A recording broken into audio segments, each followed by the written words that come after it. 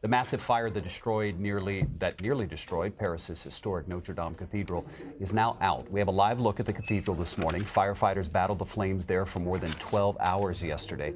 A major renovation project was underway when the fire actually started. Flames brought down the spire and part of the roof of the iconic building. Now, prayers and offers to help are pouring in from around the world. CBS News foreign correspondent Seth Doan reports from Paris. As vicious flames engulfed the 850-year-old masterpiece of Gothic architecture, France's president said a part of us is burning. Like, I saw a lot of people crying on the streets, and it's all because it's the symbol of France, it's the symbol of generations. The fire broke out in the attic around 6:50 local time, about 5 minutes after Notre Dame closed for the day. It spread to the roof at the rear of the cathedral. In less than an hour, flames spread to its giant spire, which just 13 minutes later collapsed. 400 firefighters battled, but at times appeared dwarfed by the fire, which tore through the soaring structure, fueled by the wood of 1,300 oak trees that made up part of an interior network of wooden beams. Dropping heavy water from the air was not an option for fear it had caused the entire structure to collapse. 2/3 of the roof was ravaged. But medieval stonemasons may have saved Notre Dame by doing such a good job on the buttresses that survived the fire. There was a rush to save artwork and artifacts.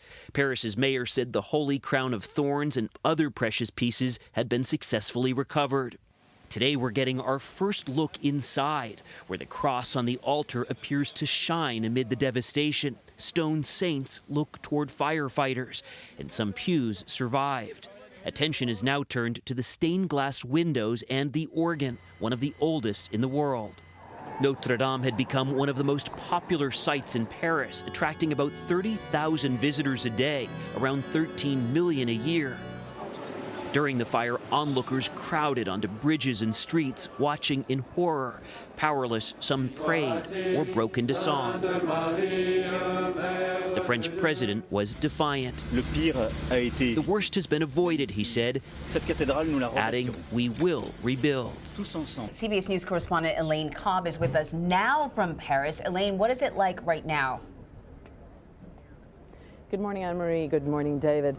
Thousands of Parisians and visitors have been thronging the bridges and the quays around Notre Dame, unable to believe that the spire is really gone, that this very important part of their beloved city has been so badly damaged. Behind me you can see Notre Dame. The stone shell has survived, but the inside, a lot of it has been burned. That roof is gone, the spire is gone, and people here are still reeling in shock. A lot of sadness, a lot of people still saying, how could this have happened? How could it have come apart so quickly?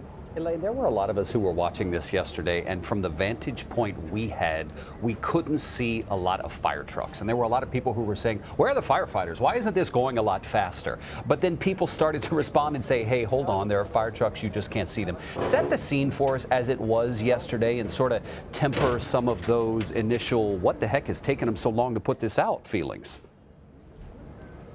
You have to remember that the Ile de la Cité is an island in the Seine, and this is where Paris first began. So they are narrow streets. So you didn't have a huge area for fire trucks to just come on up and sweep around. They had to go through the narrow streets. So they're not visible from the side where cameras were allowed. People were evacuated immediately, they knew.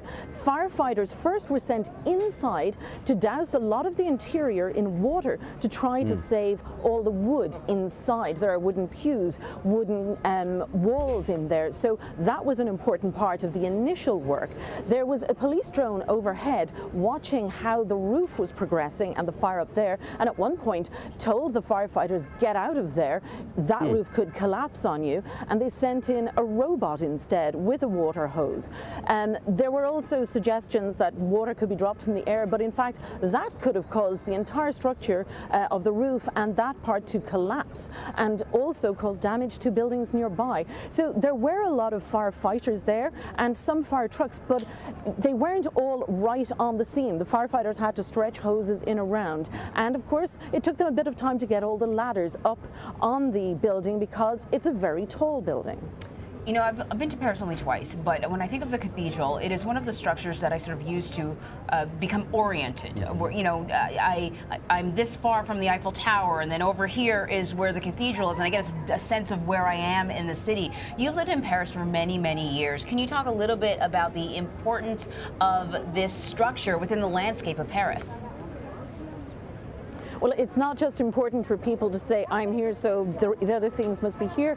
In front of Notre Dame is the point from which all distances in France are measured. There's a bronze circle there, a disc from which that is point zero, and everything else is measured from there.